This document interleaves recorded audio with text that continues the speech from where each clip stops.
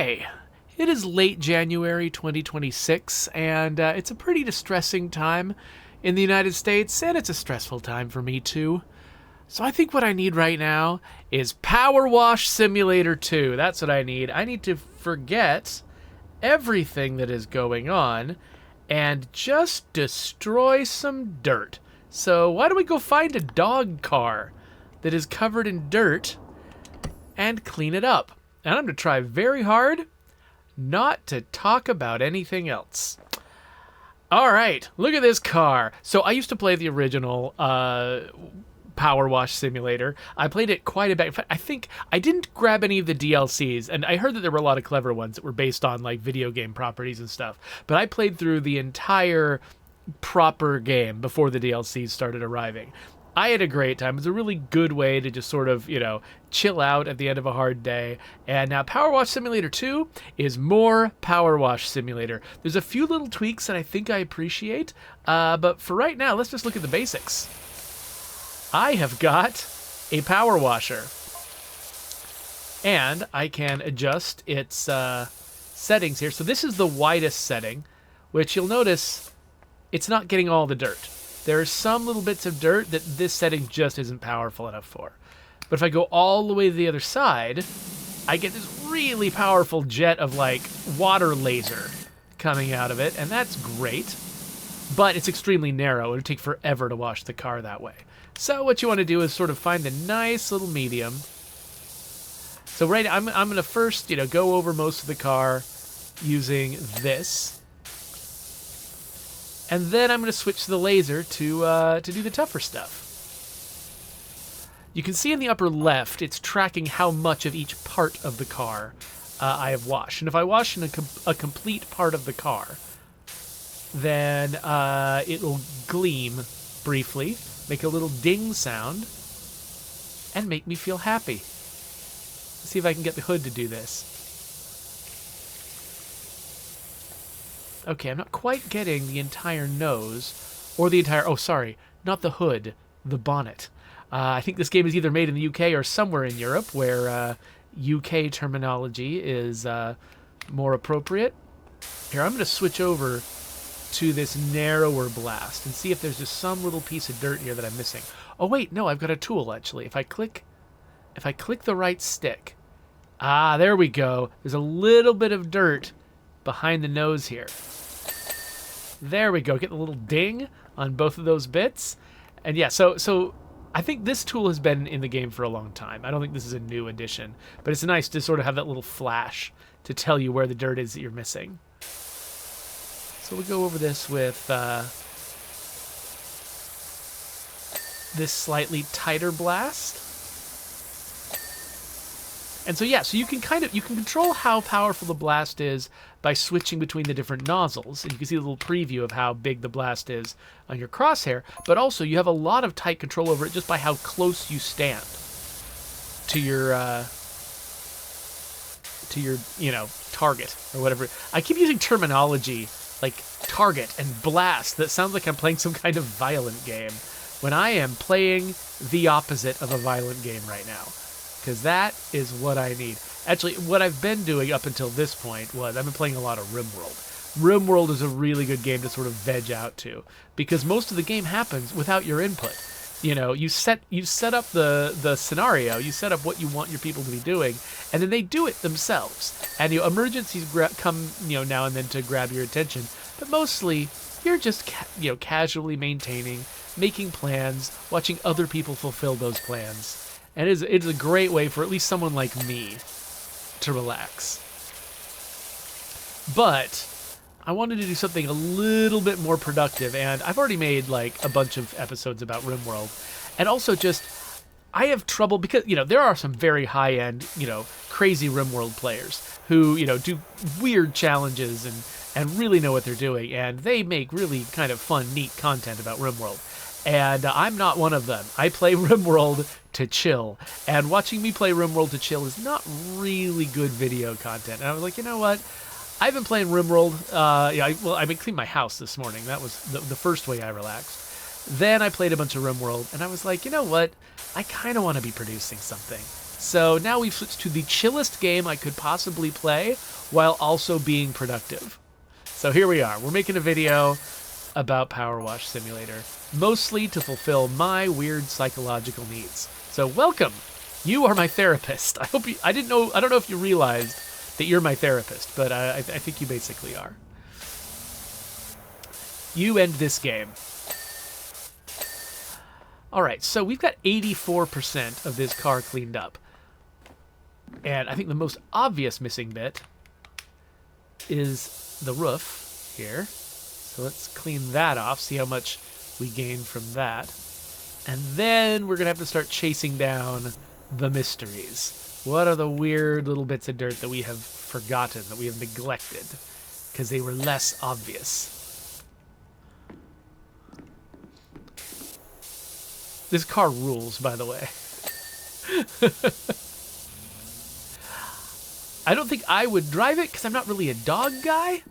And so I don't have anything against dogs. I just, whatever. It's not my thing.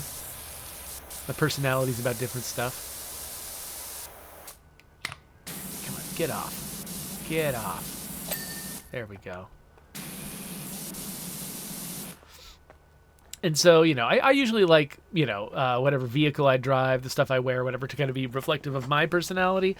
I don't think I would drive a dog car for those reasons, but that doesn't mean I wouldn't drive a weird car. I would drive a weird car. You just have to feel like my kind of weird car.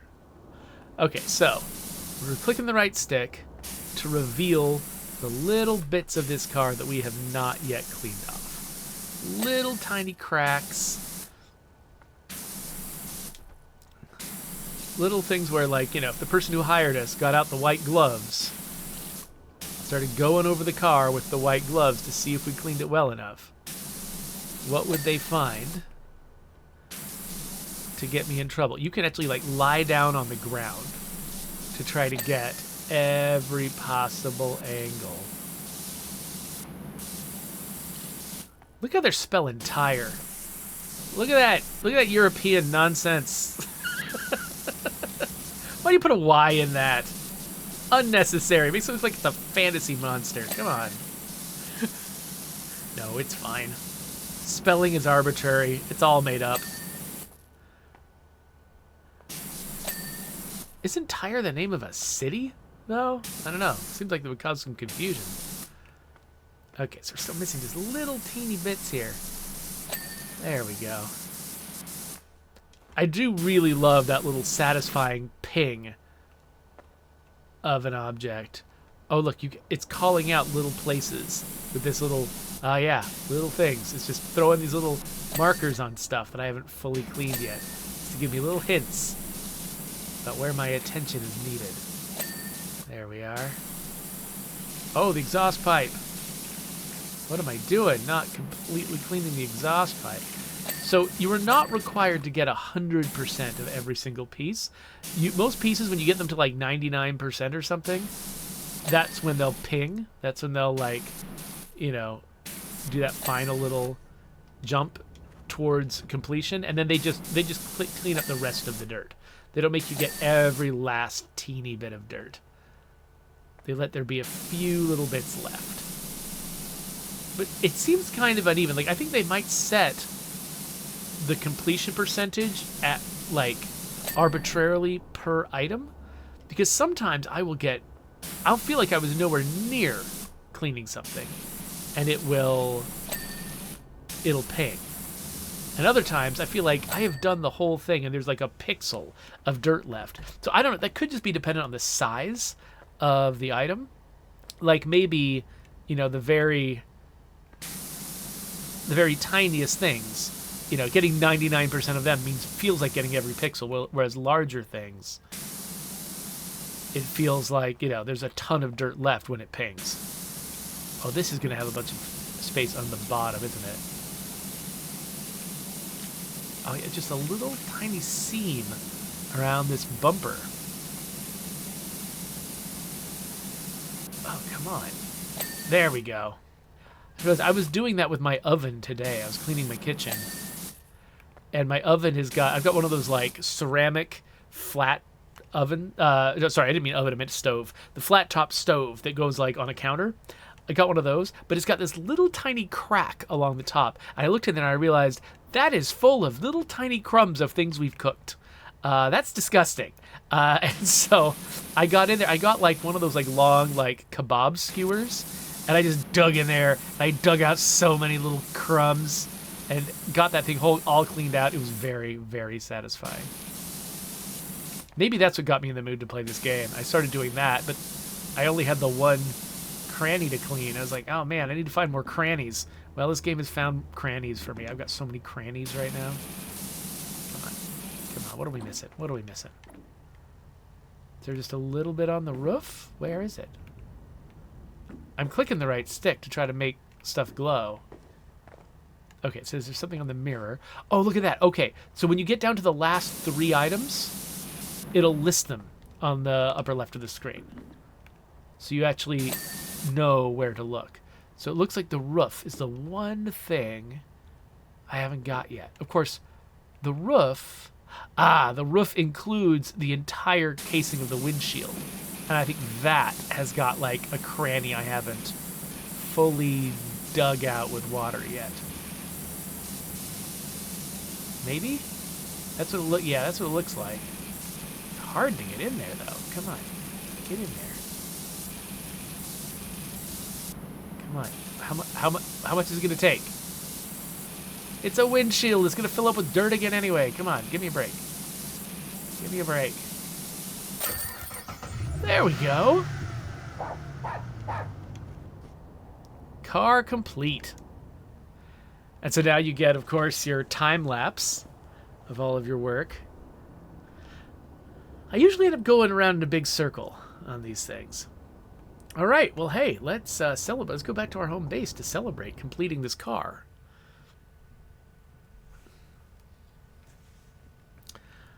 All right, so we've done a bunch of things on this island. We've got another new job up here, a billboard.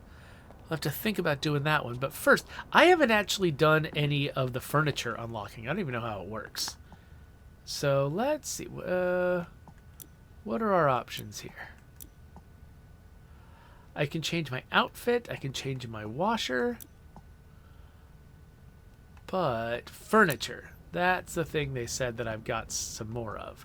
Okay, so I've got $2,300. So what am I looking for here? You know what? Okay. Oh. This is free apparently. Well, let's definitely grab that. And then I need a comfy chair. I need a comfy couch. I'm gonna grab a comfy couch and a lamp and a coffee table. Okay, I've bought them. Now what do I do? Oh, I hold this button for placement mode. And then I select a furniture item. And then, oh wait, what? It's got a little icon over here. Is this the... Wait, do I have to clean the furniture first? Before I can use the furniture, I have to clean the furniture. What? My reward for power washing is more power washing. And that is just a good choice. Like that is not something I'm complaining about. I think that's amazing. Here, let's soap it down.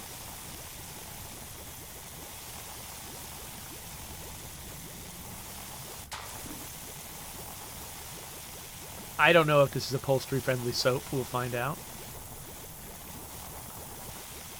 This is reminding me of those like rug cleaning. Oh wait, I got a rug. This is gonna be like those rug cleaning videos. I don't know if you've seen those. They're one of the best things on the internet. Okay, so now that I put soap on it, yeah, look at that. That cut right through the dirt. Remember the first time I tried to use this, it was just not even affecting the dirt. And it's still not. The places where I didn't get soap, this is not affecting the dirt. So yes, there's a couple of different strategies for cutting through hard dirt.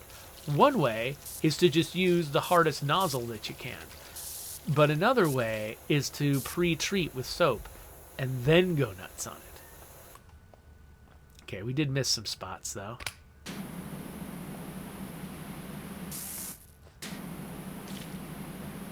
that's a little too narrow.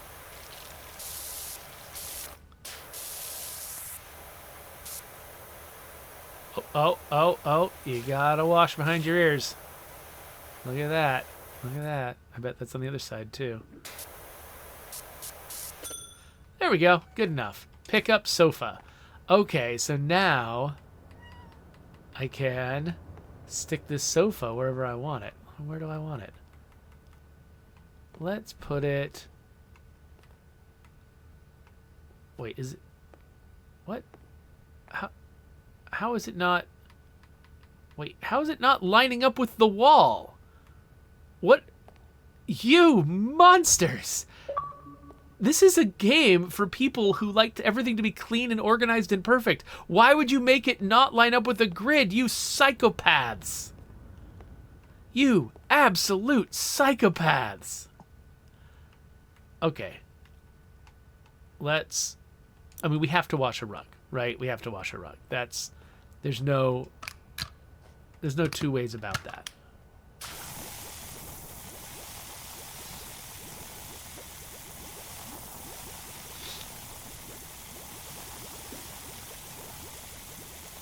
If you've been enjoying this and you have not yet tried out rug washing YouTube, what are you doing with your life? Go look at rug washing YouTube. It's amazing.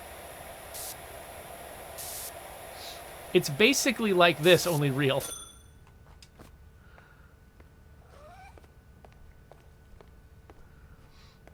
All right. Hey, I said place.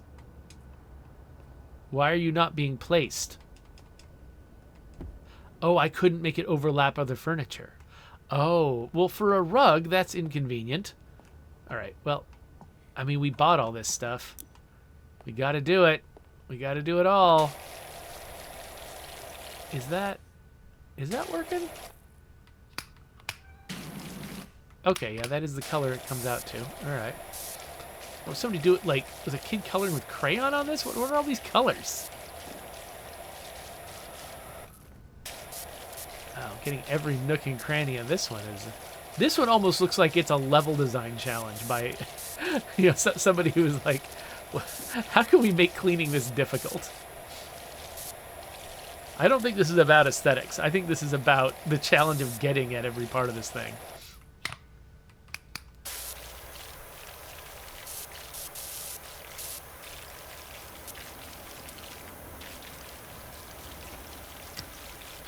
So you'll notice you can change the direction of the spray, basically like Dead Space. I mean, this game is basically Dead Space.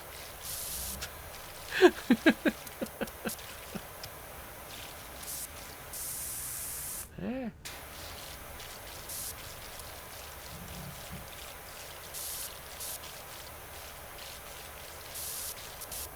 All right, come on. Only got 72%. That's not good. That's not making the grade. This under table area is the, that's the main problem. Oh, this left side too. This, for the left leg here. Come on. Just nudge me over the edge. I basically cleaned it. This is good enough. There we go. All right, so am I going to not be able to place this on the rug?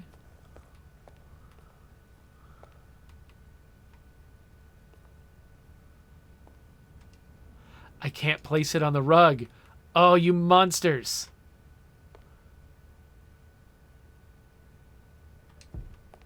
Okay. I guess we can put up with that. One more. We're going to do the lamp. Okay, here we go, lamp. How long could that take? Right?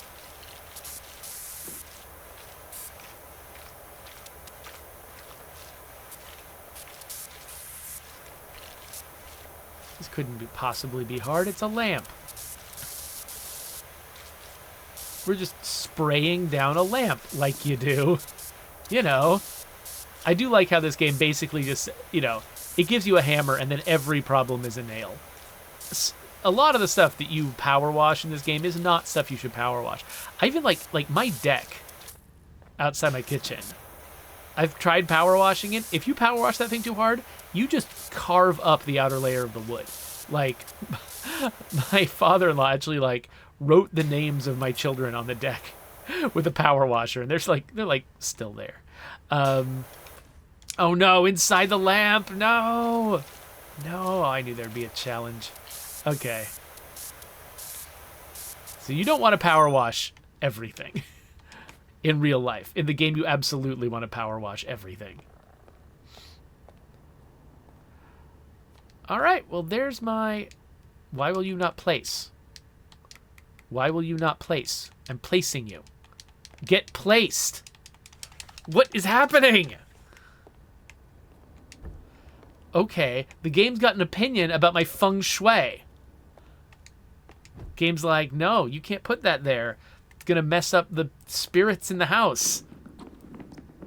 Fine. Let's go clean something. Let's go clean a billboard. There we are. Ooh, we're gonna climb ladders today. Awesome.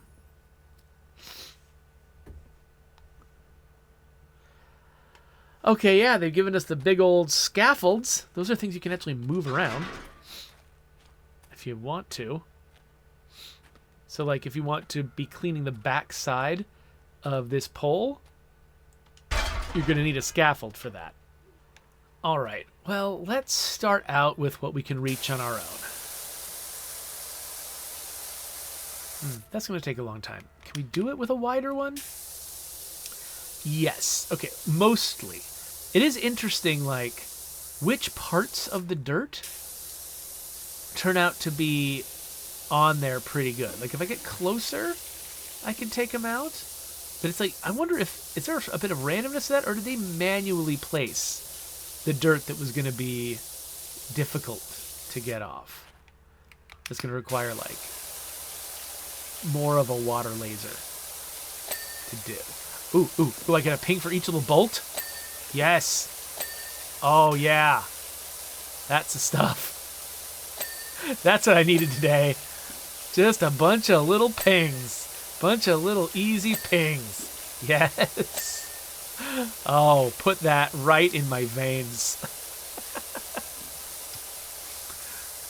All right.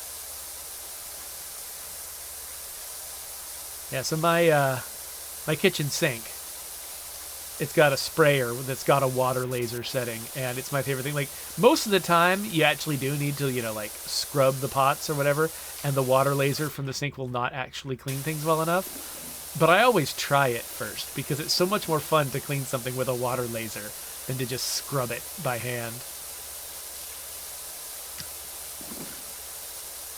You know, they've got those actual, like, water cutters that they use to, like, cut metal and stuff. Those are great. I would love to play with one of those someday. I don't think they let you play with them, though, because they literally cut metal. So if you were to pass it across your hand or something, you would not have a hand anymore. So I'm imagining they try to keep the people away from those things when they're turned on.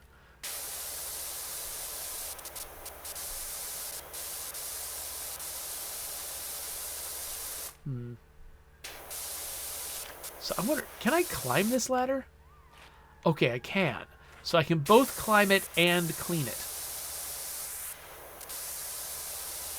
So yes, I am leaving a bunch of stripes. Oh, that's great.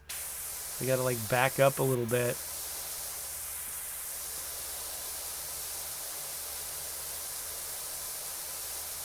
That's actually one of the most weirdly fun things to do in this game, is to find something with a distinctive shape and then, like, power wash whatever's behind it, leaving a shadow of that thing. I'll have to see if there's another opportunity to do that here. It was kind of subtle the way I did it with the ladder. I could have done a better job of that. Oh, what? I'm missing out on a ping here. I could get an easy ping out of this base. Oh, wait, except it's got a bunch of caked on nonsense. Okay, well, let's at least use easy mode for the surface dirt.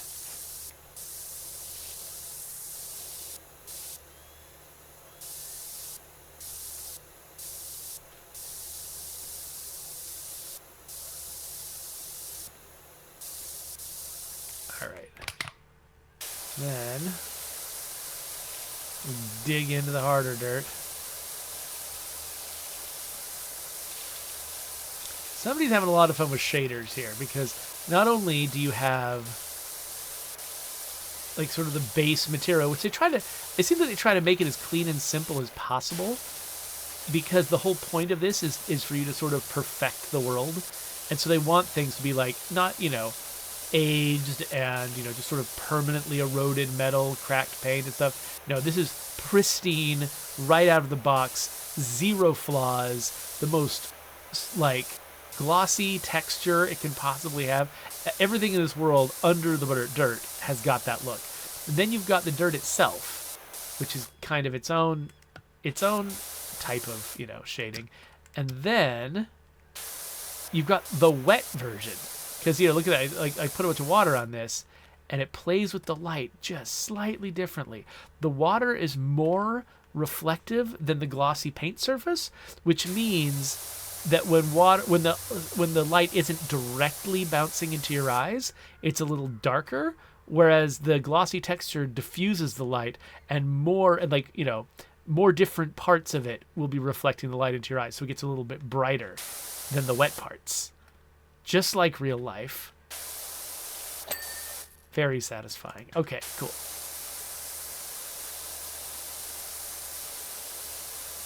Just get the rest of this.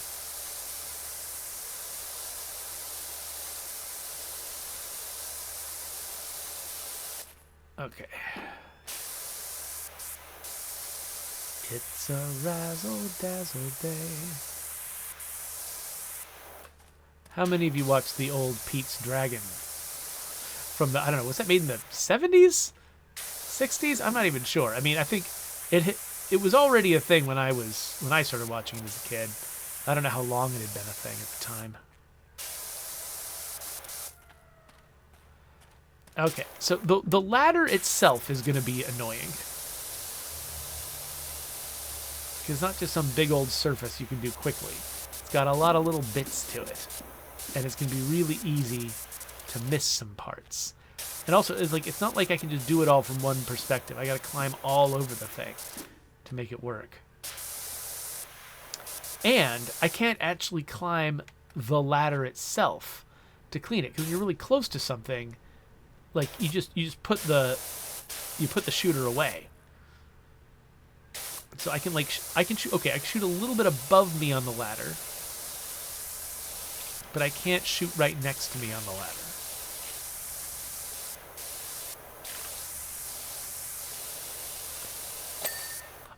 Okay, good. So I think they deliberately made the ladder kind of forgiving, because that would have been annoying if I'd had to get every single little bit of the ladder. So I'm betting that each of the sort of discrete items that they've defined in the world, I'm betting that each of them has manually got, or maybe they set, I'm betting they set an overall sort of percentage cleaning that is the default, but I bet they have the ability to override it and say, okay, this object in particular is annoying to clean all the way to 99.5% or whatever you have to do for most of them. And so they'll be like, okay, with this one, you only have to get to 95%. And then we'll just give you the rest of it, because who wants to chase that down? Okay, so the entire... Oh, wait, we got a little bit more over there. Let's... Okay, so... so this scaffold is too tall to fit underneath the billboard. So, okay, so this was not going to be useful for the pole at all. Let's just throw that in the garbage. And let's get this one over here. Okay, so I thought I would only need it on this side without the ladder, but no, the ladder itself is sort of blocking me from doing some of the washing. So I've got to, go over here and do it.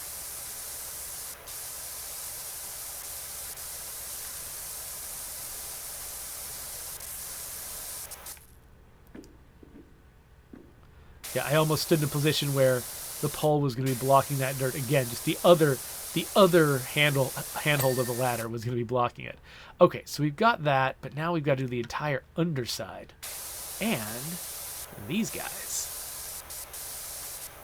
The little light arm things. Yeah, so you do the whole thing from one perspective. Then you turn around and, like, there's an entire part of it you haven't seen.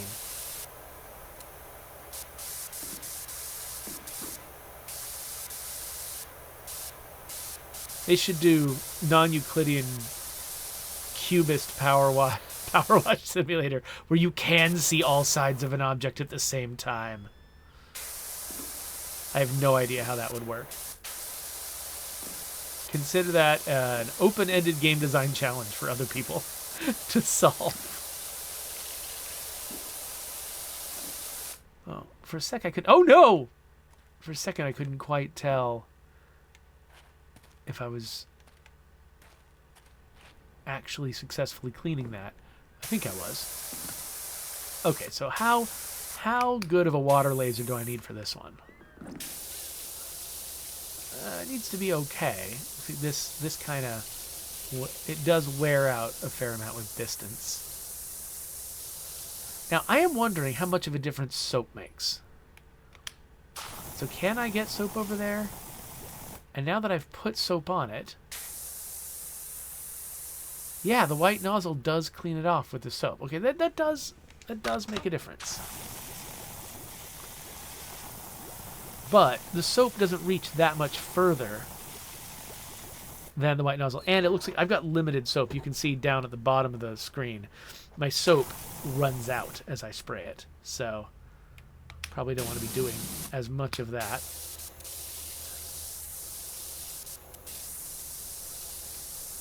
But it helps. All right, so let's reach as far as we can with the nozzles we've got. Not what I meant to switch to. I meant to do that. Hopefully, I won't have to like set this up in multiple places. Hopefully, I'll be able to get more than halfway across on this side, and then just move the scaffold to the other side. Ooh, I think that part of the metal is actually gray. Yeah, for a second I thought I wasn't successfully cleaning it, but no, it was just gray. So it made it look like it wasn't being cleaned when I switched over to the gray after cleaning the red.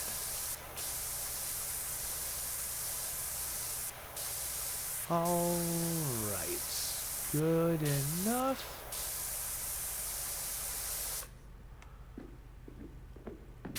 Alright, let's... Oh, wait a minute. Didn't quite get all the soap off. Actually, I think I need to do the front as well. Eventually, I'll be able to climb up onto this thing and do the rest of the billboard while standing on the billboard. But not all of it.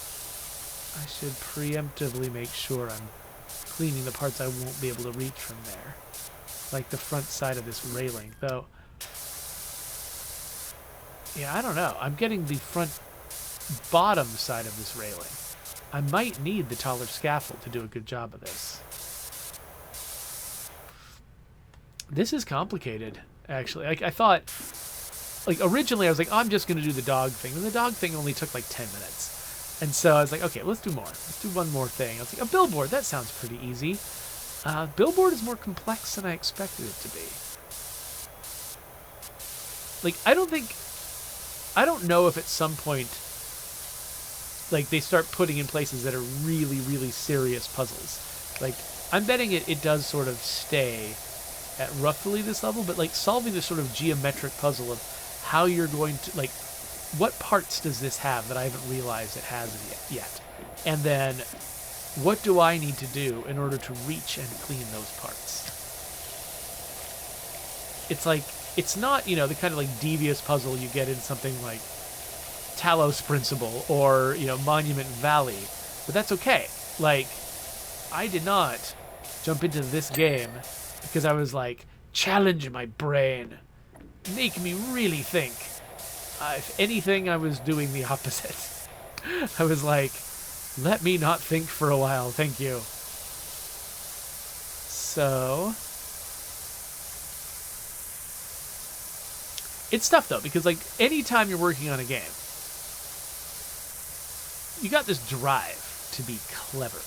Because, you know, if you're a game designer, that has been like the source of your success has been being clever. The reason you got the job was being clever. You know, the reason why you persisted in your job to the degree that you have is because of clever things you did. And so anytime you're given a job as a game designer, the first thing you want to do is figure out how you can be clever with it. But sometimes that is not what the game actually sometimes that is not actually what the game requires of you. Sometimes you're not supposed to be clever. Sometimes what you're supposed to do is the simplest, most straightforward thing you possibly can. And that can actually be a challenging thing on large teams where there's a lot of division of labor. Because what you end up doing is, you know, like when you're on a small team, you might have just one designer designing the entire game, in which case they get to feel very clever all the time. Or you might have, like, you know, a few designers with different specialties, like systems design, level design, gameplay design, that sort of thing. And each of them will get to feel clever in their sphere. But if you end up with a team of like dozens of designers, and each of those sub-disciplines has got, you know, a bunch of jobs to do, and everyone's job gets very small, that's when that becomes a challenge. Because then you're like, you know, if you get assigned some very simple system that's just supposed to be a smaller part of a larger whole, it is a strong temptation to try to make your little part of the game as clever as you possibly can and intricate as you possibly can. And sometimes that is not the brief. That is not what you're actually supposed to do. And you can end up with parts of a game that are just way too involved for the role that they're supposed to play. And a lot of it just grows out of the fact that designer, that was their only job. And they're like, I want to be clever. That's the fun part of this job. That's the part that, you know, that people have always appreciated about me, is that I'm doing clever things. And so you'll try to be clever with something that's supposed to be simple. And you'll end up making a distractingly complex part of a game that was just meant to be very, very straightforward. And so, yeah, so, you know, obviously I think almost any game needs to have clever bits, you know. It's the very rare game where actually the entire thing top to bottom is meant to be just bog standard, simple, and predictable. Usually there's some part of it that really is crying out to be clever.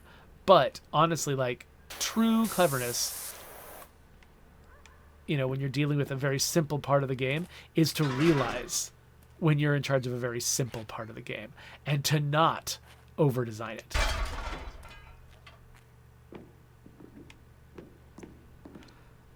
And I think this game has made the right choice there. Like, there's been a few times where I've been like messing around with the different settings and stuff on the PowerWasher, and I've been like, these aren't different enough. You know, I want this one to, you know, I want there to be a lot more like crazy situations where I really have to think about what nozzle I'm using. That's when I'm in a certain mood. But like right now, I'm not in that mood, and I am not asking this game to be any cleverer than it is. I'm not asking this game to have much more to it than just an interesting piece of geometry for me to clean, and some very simple, straightforward, very physically intuitive cleaning tools. That's all I need from this game, and this game is providing it accurately. It knows what it's here to do and is accomplishing exactly that thing. And that makes me happy. Because I think it took a little bit of, like, you know, probably some ego suppression by a game designer or multiple game designers to keep from trying to be more clever than the game demanded. All right. Hopefully, it won't take much longer. Now, I was actually debating, like, if one of these jobs got too complex, I was considering maybe doing it wordlessly and then just speeding up the footage. but I'm not sure if that's actually what you would be interested in. I'm betting somebody's done that. I mean, there's enough real-world power washing channels on YouTube. I wouldn't be surprised if there's people who are just playing this game and just offering sped-up recordings of their playthroughs. And I bet the thing is, to do that well, because, you know, your camera's moving all the time in this game, that it could get pretty disorienting if you're just moving around crazily and then you speed it up. So it would actually be a skill for somebody to play this game in a way that looks good sped up. Like, you need to be very methodical about it. Like, very, you know, careful, deliberate camera moves. Of course, the game does actually let you, like, divorce your power washer from the camera.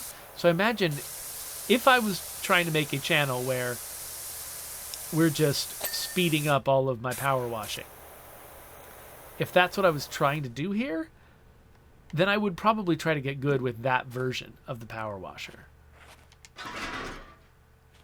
And I would try to, you know, just basically pick a section and power wash it without moving the camera. Then pick another section and power wash it without moving the camera. And then that would look a lot better. Like what I'm doing here, if you watch this sped up, it would be hard to follow. It would be kind of dizzying and hard to follow. And I think a lot of people, especially some folks who get, like, you know, people who get motion sick playing video games, I imagine that would be particularly bad for them. They would not be able to enjoy it. All right, well, we're getting there with this textured panel here.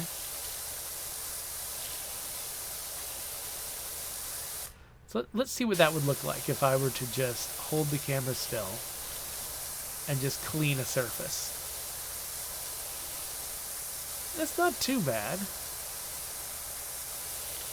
Oh no, but then I nudge the camera. So I would need to be very careful not to nudge the camera like that. Oh, it is a little tougher. Like, well, the thing is, you get really used to, you know, being able to move in the 4 cardinal directions. But here, where, like, you know, once you get off at an angle, up and down start having a confusing meaning.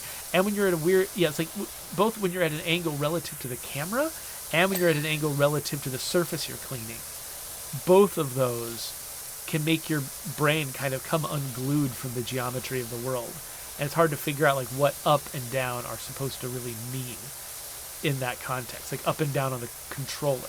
Like, what should I expect up and down to do? Should they be going just straight up and down relative to the screen? Should they be going up and down the object, up and down, like I'm tilting the thing up and down, even though it's skewed also to the left? You know, it's not all that straightforward. And sometimes the answers to those questions are non-intuitive.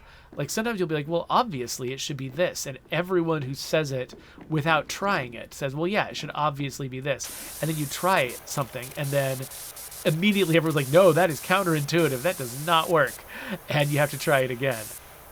And that is something you have to kind of get used to as a game designer. Like, you have to be not attached to your solutions. You have to have no ego about that stuff, because, like, the only way to make good decisions about a video game is to be open to playtesting feedback. Now, there are some folks, you know, who, like, for instance, work in film, who get kind of annoyed at focus testing. You know, they're like, oh, we shouldn't be, you know, like, messing with our story just to please focus test audiences. Like, they're not going to give you the right kind of feedback that you need. Like, oh, you know, 15% of people were sort of losing interest at this part. You know, we have to change the story. Like, sometimes what you're doing with your story does actually need to make people uncomfortable or to slow the story down or something. And, like, you know, immediate, in the moment, focus testing feedback is not always going to give you that useful information about the overall approach you're taking to your story. Let me amend that. Knowing what someone's reaction is always useful feedback to an artist. But a focus test is not necessarily going to be giving you all of the answers that you need, and certainly the conclusions that, you know, a non-storyteller would take from a focus test is not always going to be really good advice for the artists that are making the thing. And so focus tests, if you kind of use them wrong, especially in like a linear narrative medium, can be corrosive to the creative process. But that said, I don't think any video game can be successfully made without some degree of playtesting, because in a video game, to a greater degree, I mean, I think this is also true practically of all art. So I'm not saying this is a unique thing about video games, but video games are an art form where it's probably the most explicitly a collaboration between the artist and the audience. And like I said, that is actually true of all forms of art. Everything is to some degree or another a collaboration with the audience, because the audience, they decide how they're going to absorb your art, and they decide what baggage they're going to bring to it. There's no such thing as art that, completely explicitly answers every question about it. Usually the artist is making assumptions about what the audience already knows and what they will bring to it, and they're taking advantage of that to have the impact that they want. And so there's always a sense, some degree to which what the audience brings to the piece of art determines the experience that they have. And you as an artist have to take that into account. You have to plan your art in a way that takes advantage of the genuine reactions, the genuine baggage that the audience is going to bring in, because that's part of your canvas. In fact, if anything, that is your canvas. If you're making a movie or something, your canvas, is the celluloid or the, whatever, the images on the screen are initially your canvas, but ultimately that art is going to be imprinted on the brains of the people that you're entertaining. And what's already in those brains and what their expectations are and how they, can predictably react to things that they see, and how they're going to predictably interpret things that they're watching, that's your real canvas. Your knowledge of what your audience is going to do mentally with what you put in front of them. That is a massive part of how you make decisions as an artist. And so that's why focus tests are still, or at least test audiences, showing your stuff to other people in some context or another, whether you're just showing them to your filmmaker friends, showing it to somebody else, and hearing if, your attempt to predict how the thing you did was going to land with the audience. You imagined it would have this emotional effect, and they would read the character's motivations in this way. Finding out if you were correct about that is key to making your art. But your ability to sort of get ahead of that, predict it, get very good at doing it well in advance without needing a test audience necessarily, or at least, getting it right more often than not, that is a thing with other media. You can become your own test audience pretty effectively. And it's never going to be perfect, but you can get to a point where you're a pretty good test audience for your own stuff in a lot of other media. I think video games are the most difficult medium to do that with, because not only is your audience going to be just sort of interpreting things through their own lens, taking what's in their head, the actual experience they have, literally the events that unfold on the screen and how they unfold on the screen are entirely dependent on your audience's input. They're not even having the experience, never mind whether they're interpreting the experience the way you want them to, they're not even having the experience you want them to, unless you're doing a good job of informing them about what to do. And so you can't get by making video games without test audiences, because there's just so many things you can get wrong, and so many simple obstacles that will get in the way of an audience even having the experience you want them to have, leaving aside the question of whether they'll interpret that experience the way you want them to have it, whether their emotions will respond the way you expect them to respond. They might literally not even do the thing you thought they were going to do. So you have to test. You have to. What is this? What is that thing? The heck? I'm gonna repel? Or something similar to repelling? Okay, well, we're going to do that in a minute. First, I'm going to clean up this whole, like, floor area. Then we're going to rappel. So we've got that to look forward to.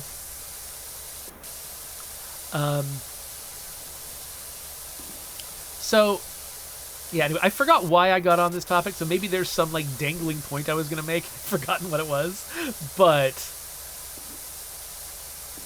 yeah, so, I guess, yeah, the main, I guess I was just saying that, like, you know, one of the ways you could, that, you know, if you're making your game too complex or making some part of it too involved, and really that part was supposed to disappear into the background and let other things take center stage, like, that is the kind of thing that you will discover through test audiences. That's the kind of thing that, you know, like, you got to put your game in front of other people. You got to take seriously the experiences that they're having with it.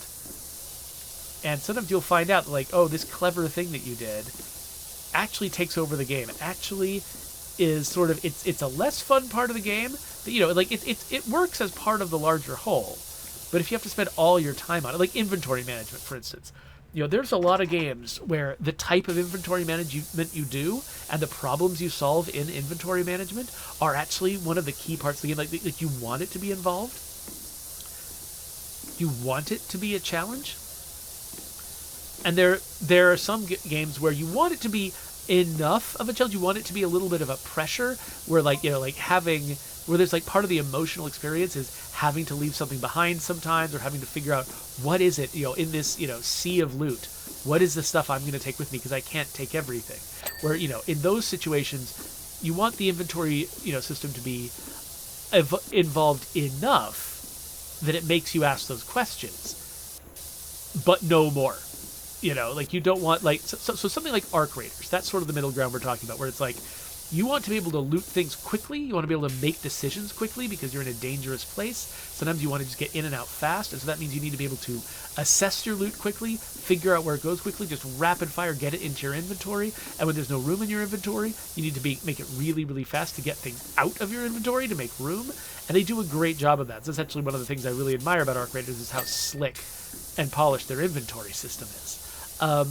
Then there's other games like what was it, Neo Scavenger, where, like, the entire game is inventory management, you know, and, like, in that game you want that inventory system to be really, really involved. But then there's other games where it's like, yeah, you know, you want to collect a whole bunch of loot because that's the prize for playing the game, but, like, you don't actually want to put the player in a position where they're trying to figure out, oh, can I take this loot? Do I have room for this loot? I gotta manage the economics of all the loot that I'm carrying. There's some games, like, you know, like a lot of big open world RPGs, for instance, where it's like, I just want to vacuum up all the loot, man, you know? And that's all the player wants, and they just really don't want to worry about it, in which case just making the inventory system as dirt simple and decision-free as possible is often the best solution. And so you have to know which of those games you are. You know, and so it's like, it's very easy, like, if you're in charge of the inventory system for a game, to be like, well, obviously we're making Neo Scavenger, and so therefore I need to make this inventory system really, really powerful and involved. And so you have to know the brief. You have to know what it is you're actually there to do.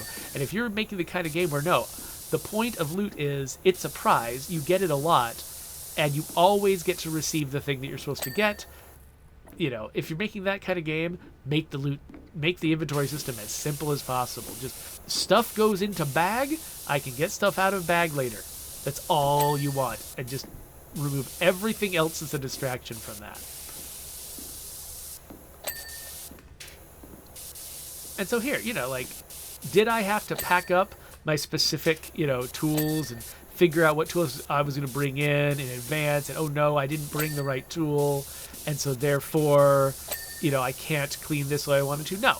All of my tools that I hold in my hands, I have all of them at all times, and I can just switch between them freely. And if there's a special tool that's necessary, like this little rappelly thing there, that little swing, if there's a special tool that's necessary for a particular thing, they just give it to you. And there's no other nonsense going on, because they understood the brief. They knew the game they were making, and they didn't overcomplicate the parts of the game that didn't want to be that complicated. And honestly, like, I mean, the furniture placement, I was complaining about the furniture placement, because I was like, I want to be able to put things on top of a rug. I want to, you know, be able to line things up with a grid. But I'm realizing when I was placing these scaffolds, all they did to do the furniture placement was just make the furniture into scaffolds. They just used the exact same system. And the scaffolds here, who cares if they're lined up? They're not part of the project, right? They're just here to get me where I need to go.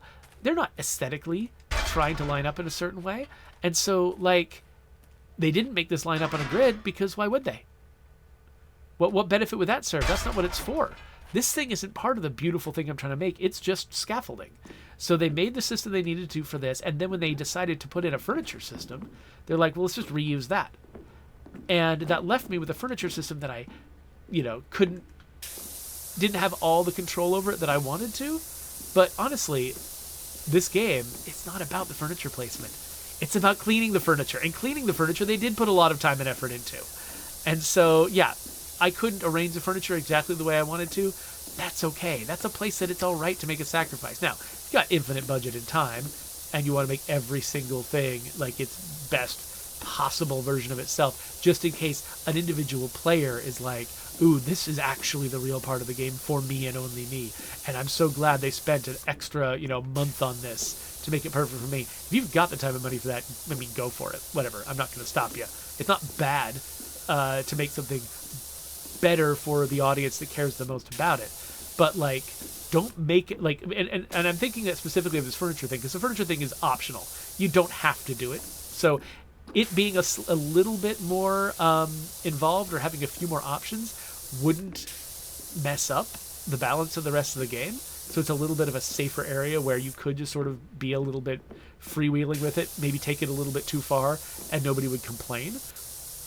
But yeah, I mean, the real thing I'm here to do is the power wash stuff. Once they made power washing the furniture fun, placing the furniture didn't have to be its best self. It's okay. And so, yeah, they made the right call. And, when you're working on a big, stressful game, sometimes you got to make triage decisions about what goes in and what doesn't. And you just kind of hope that the audience agrees with the calls that you made. And if they don't, that they'll be patient and, calm in the way they discuss the issue with you, let you know what their priorities are, and that lets you prioritize your support for the game. If we all just remember we're in it together, we want to make the best game we can, you want to play the best game you can, and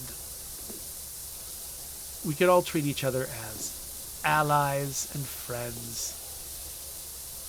I don't know. I'm just in the mood to imagine a world where everyone is kinder to each other and more peaceful and are not looking for other people to be angry and abusive towards. That would be wonderful. But when people are being angry and abusive, it's also important for good people to stand up and say something about it. Oh, my goodness. Okay, wait, how does this work? Okay, I just got out again. Hold on. I wasn't actually trying to get in that. What I was trying to do was finish cleaning this hatch. This hatch is not clean enough yet. Oh, look, it's got this whole bottom area that I couldn't reach from the front. Okay, come on. There we go. Okay, and the hinges? Yeah, I think the hinges also need to be cleaned. Okay, there we go. And, okay, let's get the bottom legs of the billboard, too. Oh, this thing is pretty dirty.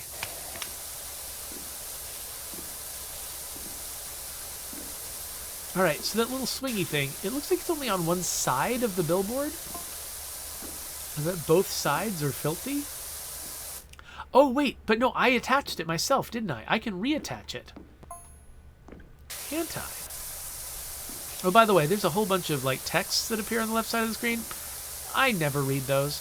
I'm actually actively trying not to get into them because I tend to play this game as, like, a second screen thing.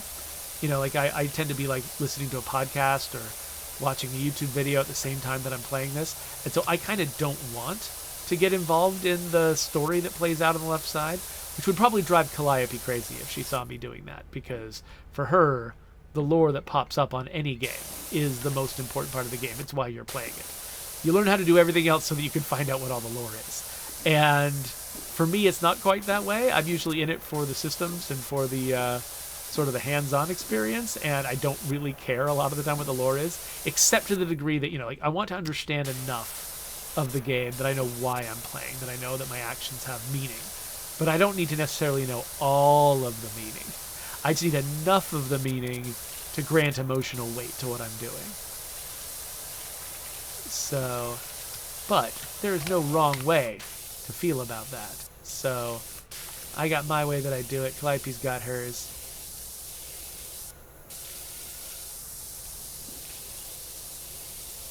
And that's fine. For those of you who don't know, Calliope is my daughter, by the way, who she does some videos with me on my channel. Lately, we've been playing Silk Song together. She's very, very into Hollow Knight, the Hollow Knight world, as a general thing. Hollow Knight, Stardew Valley, we played together. She's very into The Sims, so we haven't done that on my channel. Mostly just because The Sims takes a long time, and these are like hour-long videos max, most of the time. Occasional exceptions, like when I can't stop playing Possessors.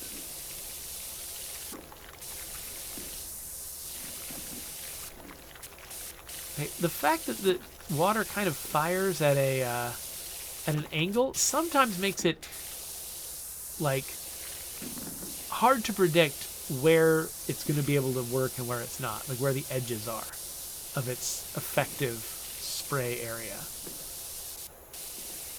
So I'll think, oh, I can spray that, and then I absolutely can't because of the angle. Okay, so unfortunately, I don't know if the bottom of this... Oh, yeah, no, yeah, billboard underside plate. That is its own object. That means there is a level of completion I can reach with this thing. It will make it ping. Where is its ping? Oh, wait, there? There we go.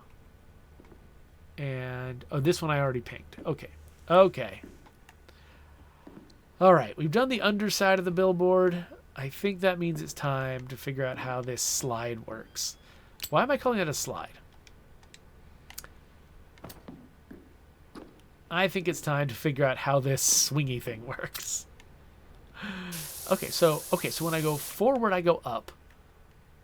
When I go backwards, I go down, and then left and right work. Okay, so I can basically, oh, wait, so this only goes this far. I can't go all the way to the left where I actually get out of the thing. So that's fine. I can still point to the left. So, okay, so I could tilt up and down, but also I can just physically translate myself in space up and down. And I can use the 2 to support each other. Oh, this is neat. Oh, it is so easy to accidentally get out, though. Which is probably fine, actually. I mean, I think they're erring on the side of not ever letting you be stuck in here. Like, you know, because I'm betting a fair amount of their audience might be people who are pretty casual and don't play a lot of other games. People who, you know, they wouldn't normally be playing on an Xbox, but somebody point out, hey, look, I got this weird game, check it out. And they're like, ooh, this is a fun, satisfying, weird thing to spend my time on. And they get into it, but they don't necessarily know all the conventions of games. And so, like, they might not think of pressing the B button to get out of something, you know? And so, oh, good, I can reach the top from here. That's great.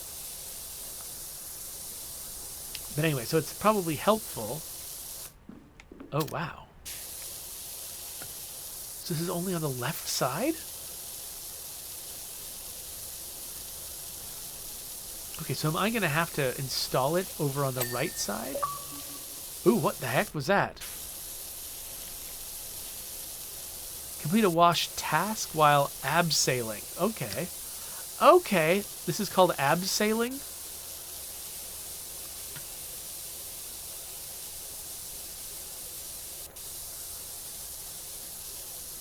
I have never heard of abseiling.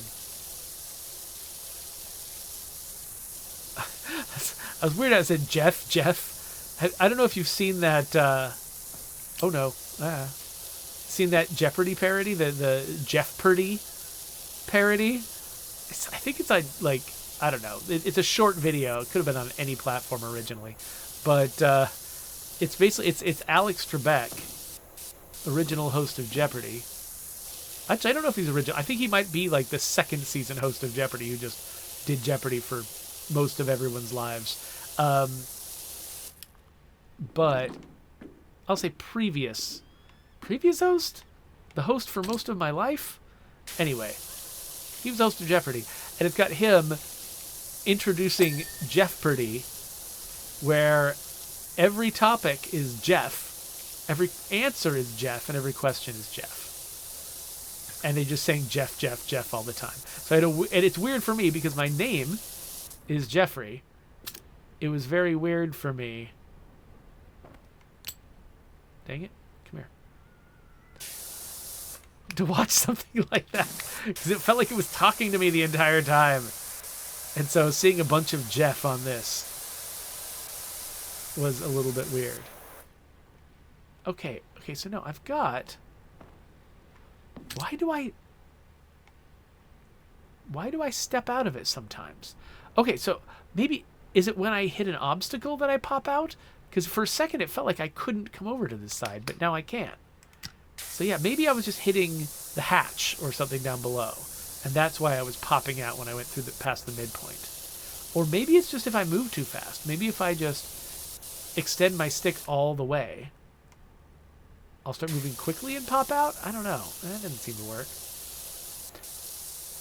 I don't know why I keep falling out of this abseiling chair. That was probably bad terminology. I don't know. If you wash windows for a living, tell me how I'm using this word wrong.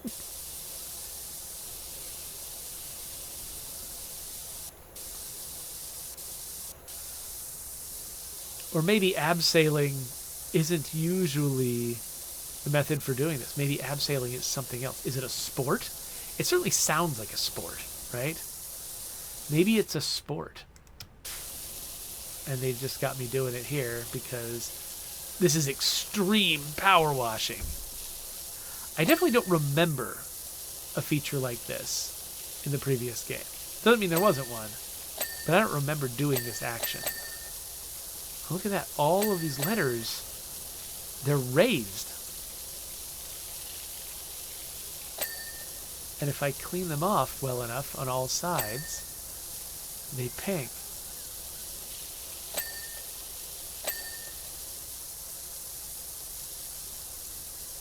Alright, then I might have missed a letter, but it'll be easier to tell once, like right now, because the background isn't done yet, when I'm sort of running my cursor over everything, the background keeps saying, I'm not done, I'm not done, I'm not done, on the orange bar to the left. And so it's hard for me to tell if other things that are attached to it are incomplete, because I just keep seeing the orange bar for the background. So let's finish up the background. Down is down. Let's finish up the background and then see if we think we're done with all the letters.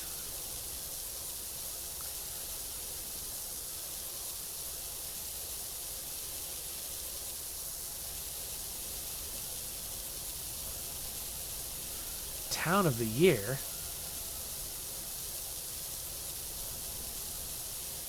What do you do to become town of the year?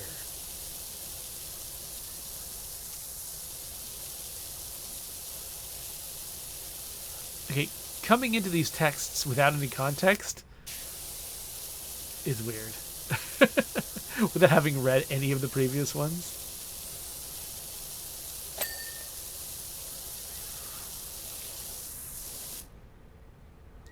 Okay, so the plaque is not yet done.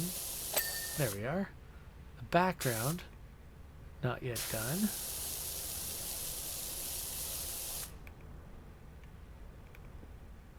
Oh.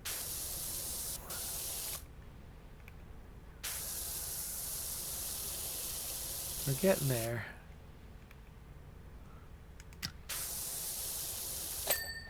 There we go. There's the background. Okay, so now we'll scan across the letters and see if we see any orange. I'm not seeing any orange.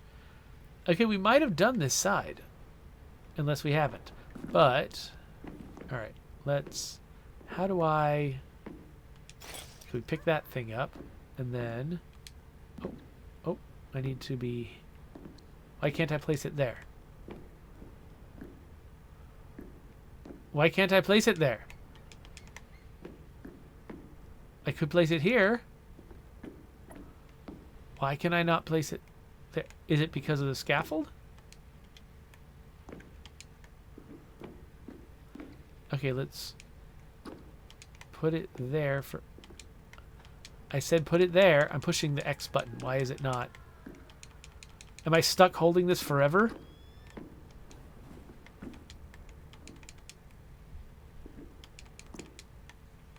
What is going on? I mean, I can't... I'm going to try to drop down here. I like to place it on the ground at the bare minimum. Can I just drop it?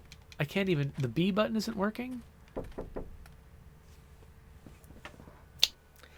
That was just my daughter wanting me to order dinner, and so I have done that.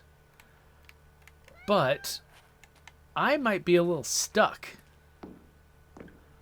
because I've got no idea how to place this now. The X button is not responding. Oh, no, wait, it's... Yeah, X button not responding. I originally found it around here, but I couldn't put it there. This is refusing. It's red for some reason. Maybe because the scaffold is too close? But I can't change that as long as I'm stuck holding this. No! We've ruined it! Actually, what happens if I quit? What happens if I leave the... What if I go to home base?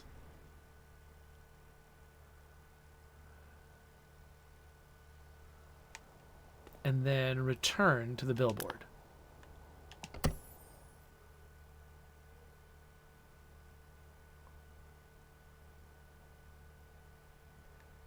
Okay, it resets the tools. Okay, cool. So I think my progress on the billboard is unchanged, but the tools are back to normal. Cool. Well, that is a pretty nasty bug, but at least there's a remedy for it.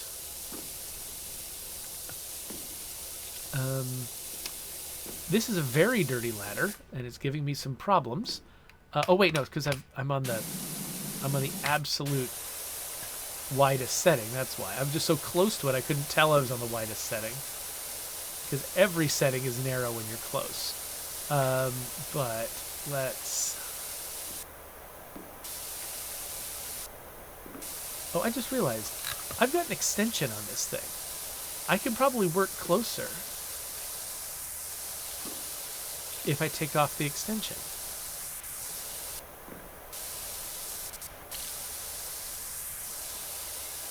This bit is going to be maybe the hardest part, this ladder part here, because the abseiling chair doesn't really reach over here. I'm not sure how high the scaffold goes either. Okay, so look, so this is how high I can reach without the extension. If I put on the extension, I can go a little bit higher, but not quite all the way to the top of the billboard. Okay, and yeah, the scaffold, the biggest scaffold just reaches this high. So what am I supposed to do? Okay, I've dared to pick this up again. But again, oh, it just worked. I placed it. Okay. Let's... Oh, the back is actually harder to wash because it's harder to see where you've washed, because the material is the same color as the dirt. All right, we can probably go a little wider. That's kind of ineffectual. Though maybe if I extend it out. Yeah, that seems like it's working okay.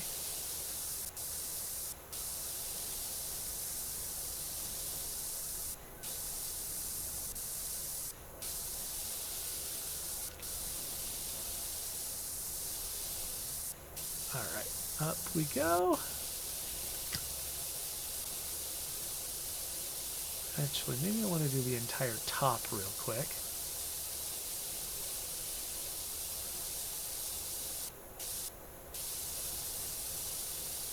So yeah, I don't remember ever using this tool, this sort of scaffolding tool, in the previous game.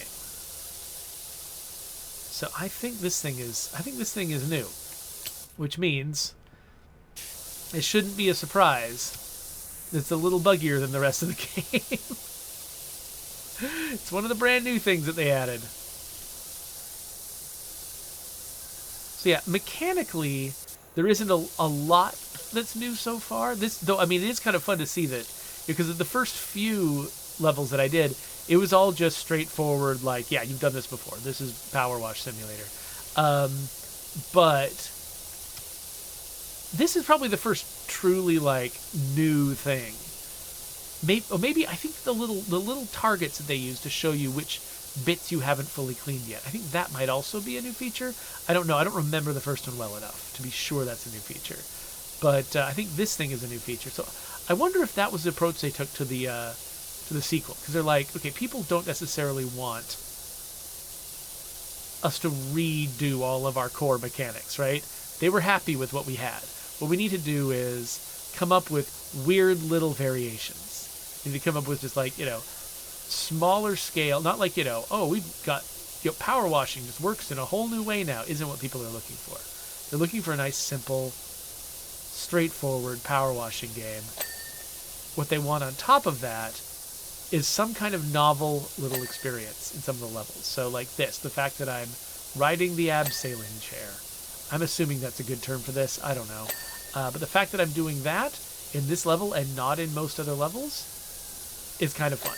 That's a neat little thing for me to do. And I'm hoping that this is a trend, that maybe, they kept, I mean, as a game developer, I really like imagining this.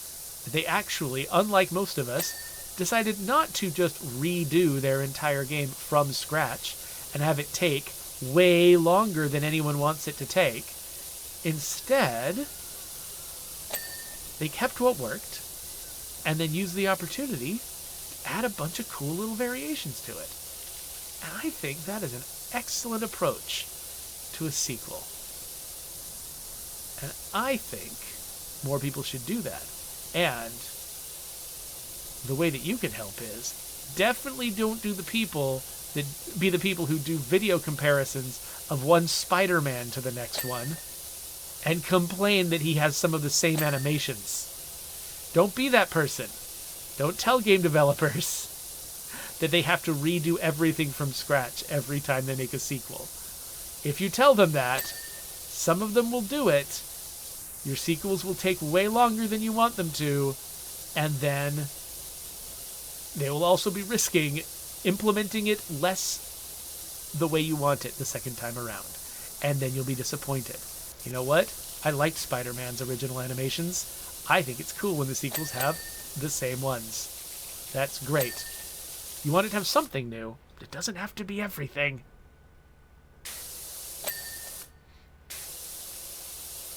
Okay. These little clips. I know I'm going to forget one, and if I just do them all now. So let's just do all the clips. That one's already done. Oh, there's only 4. Okay, I for some reason thought there were going to be more of them. But nope, there were only 4. Cool.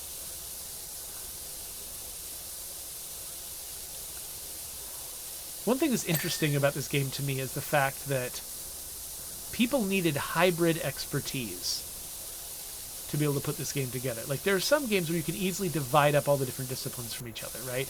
Like, an artist does this, a designer does this, like a level designer does this, a systems designer does that, an animator does that, and people, devote themselves to those jobs and becoming experts in those areas.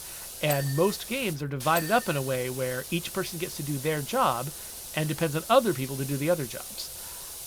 This is a game where the artists and the level designers, the content designers, I assume had to basically be the same people.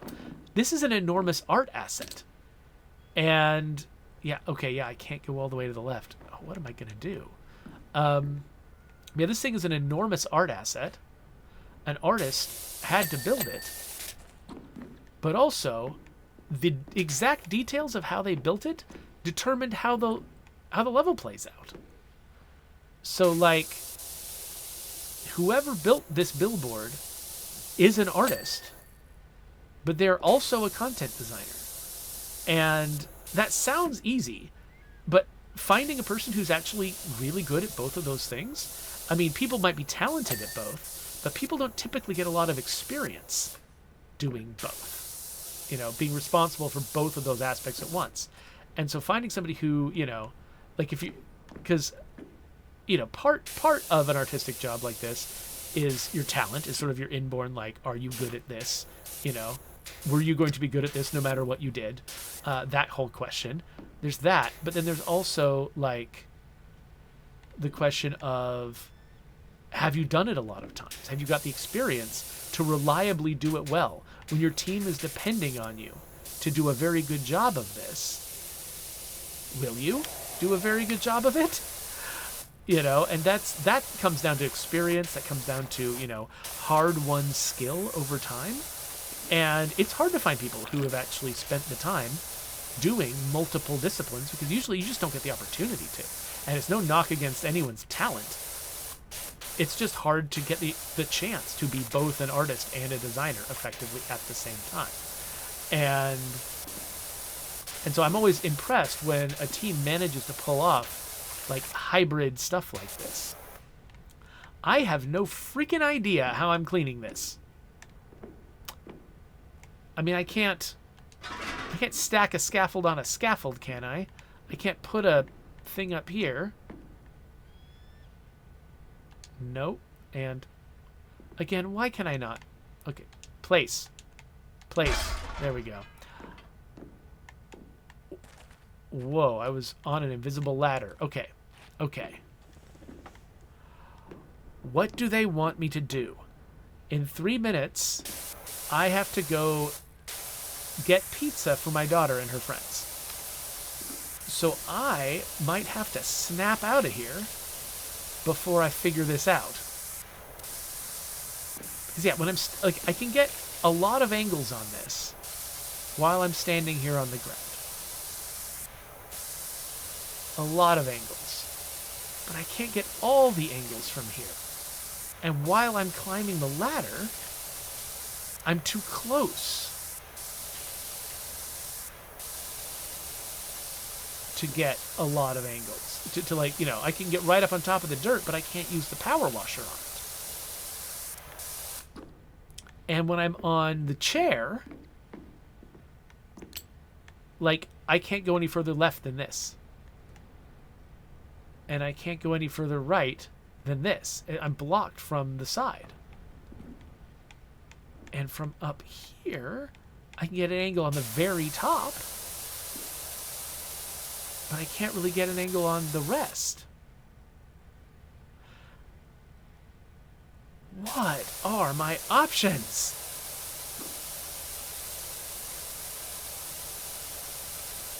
Maybe there's a very delicate way. Oh, gosh! To, as I'm going up this thing, get just enough of each step as I'm going up. Yeah, okay. This is kind of working. And unfortunately, I got to, laboriously do it with my tightest setting here, because some of the toughest dirt I've seen on this level is right here on this ladder. I can't just use the widest setting. I have to be digging into it. Yeah, okay, so if I'm right here, I can't do it. So, you see, like, yeah, it retracts. Now, wait a minute. I had the extension on. Without the extension, I can do it. I just get, so the extension basically makes everything more powerful because, you know, the nozzle is further away from you and closer to the target. And so I just have this habit of having the extension on all the time. But I don't have to have the extension on all the time.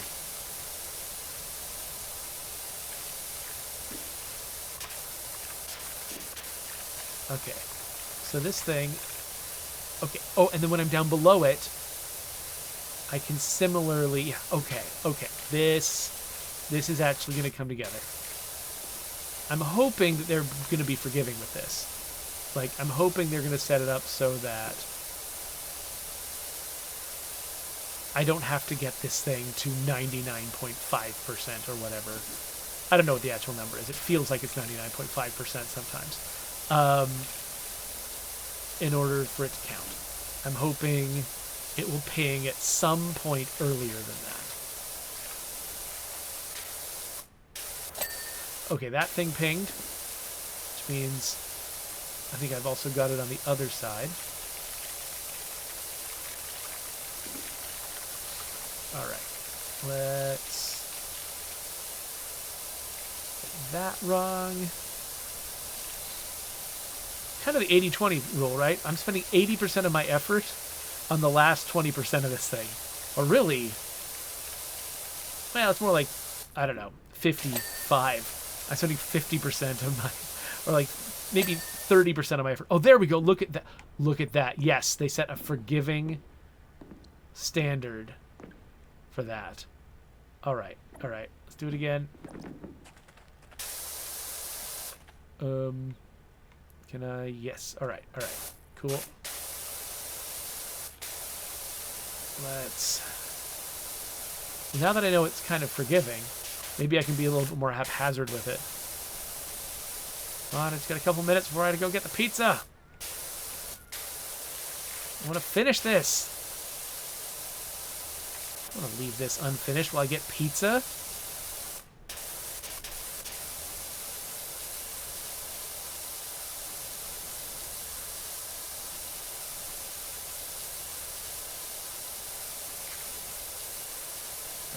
All right, we're almost there. Come on. Any second, this thing is going to decide that it can ping. Any second. Oh, wow. Do they really want to get me so close that everything feels like a glitch? Maybe having me climb up a ladder that I can only be cleaned while I'm on the ladder. Maybe that was a sketchy decision. We're trying to show the game in the best light. Okay. Now, we've got one billboard light I didn't finish. We're down to the check boxes up there. Platform railing post. Oh, one of these posts I didn't quite get. Oh, wait. It's saying this thing? The billboard mounting block? Where? Oh, under the ladder rungs. Oh, that makes sense. All right, we got that. And there's another one. Oh, interesting. When things have the same name. Okay, so it shows those checkboxes when you're down to 3 things. But when 2 things have the same name, they count as one thing there. Oh, that's interesting. Okay. And now, it's interesting to me. I don't know if it's interesting to you. Oh no, it's the other side of the railing. No. No!